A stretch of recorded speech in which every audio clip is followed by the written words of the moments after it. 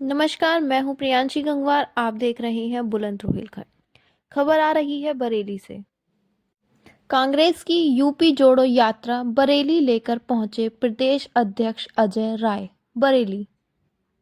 कांग्रेस के प्रदेश अध्यक्ष अजय राय यूपी जोड़ो यात्रा लेकर बरेली पहुंचे, जहां यात्रा मिनी बाईपास से शुरू हुई, जो किला चौपला होते हुए चौकी चौराहा पहुंची। यहां सेठ दामोदर स्वरूप की प्रतिमा पर माल्यार्पण किया गया।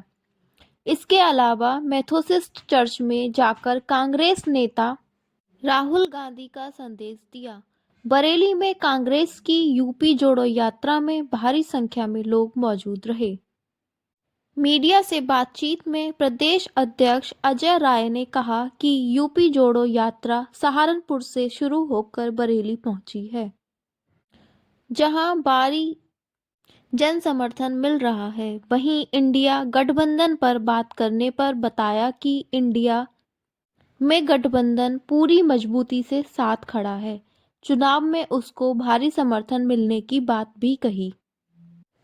आरएलडी से कांग्रेस में आए तारिक परवेज ने बिना नाम लिए भाजपा पर हमला करते हुए बोले, देश का मुस्तकबिल और युवा खतरे में है।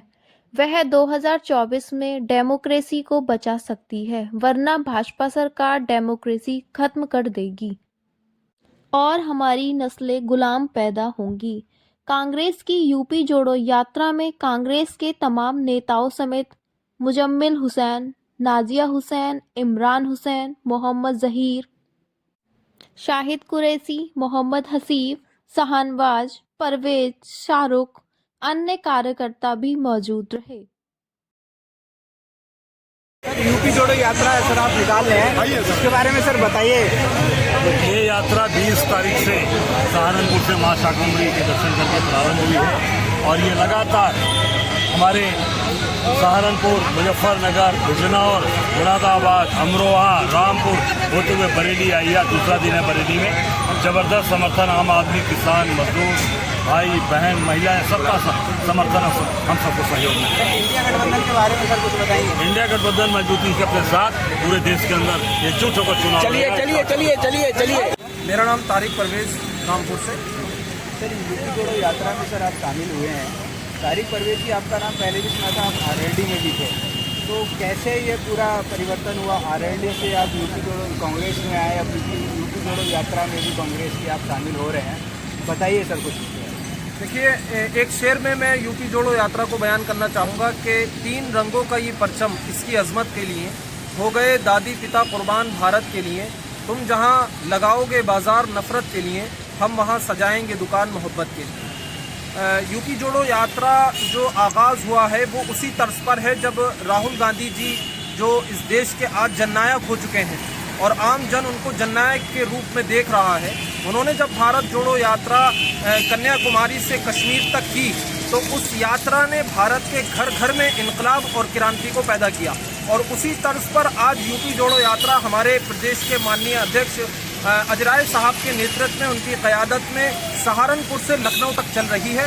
और इस यूपी जोड़ो यात्रा का मकसद सिर्फ यही है कि प्रदेश और देश में भाईचारा और मोहब्बत का संदेश देना, क्योंकि हमारे अजदाद और हमारे बुजुर्ग जो इस देश में विरासत छोड़ कर गए हैं, वो विरासत है मोहब्बत की, वो विरासत है समता की, वो विरासत है भाईचारे की, वो विरासत है सद्भाव की। उस विरासत की हिफाजत करने के लिए ये यात्रा है।